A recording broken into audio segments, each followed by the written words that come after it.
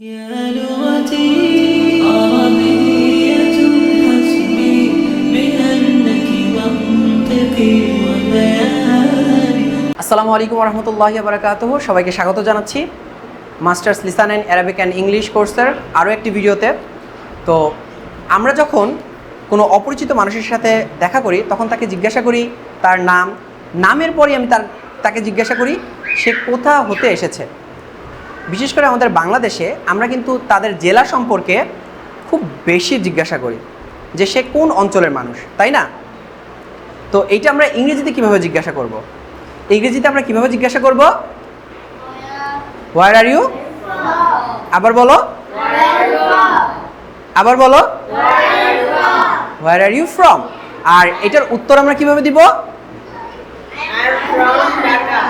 I am from Dhaka. I am from Dhaka, Chittagong, Rajshahi, Khulna, Rangpur, Barisal, Noakhali, যেখান থেকে হই আমরা সেটা বলবো আই এম ফ্রম আমার সেই অঞ্চল বা আমার জেলা। ঠিক আছে, আচ্ছা এটা আরবিতে আমরা কিভাবে জিজ্ঞাসা করব?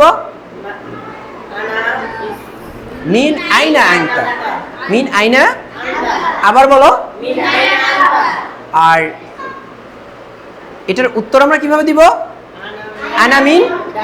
আনা মিন ঢাকা, চিটাগং, খুলনা, বাইসাল, নোয়াখালী, যেইখান থেকেই হই আমরা সেটা বলবো।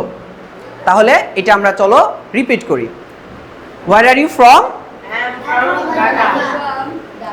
আমার সাথে বলো, where are you from? I am from Dhaka.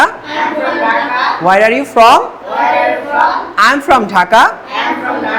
মিন আইনা আনতা? আনা মিন ঢাকা।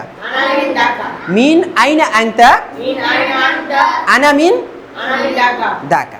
আচ্ছা এইবার ইংলিশ টু আরবি টু ইংলিশ এবং উত্তরের ক্ষেত্রে আরবি টু ইংলিশ বলি। তাহলে মিন আইনা আনতা? Where are you from? মিন আইনা আনতা? Where are you from? I am from Dhaka. আনা মিন Dhaka. I am from Dhaka. আনা মিন ঢাকা। তাহলে এভাবে আমাদের প্র্যাকটিস চলতে থাকবে। আসসালামু আলাইকুম ওয়া রাহমাতুল্লাহি ওয়া বারাকাতুহু।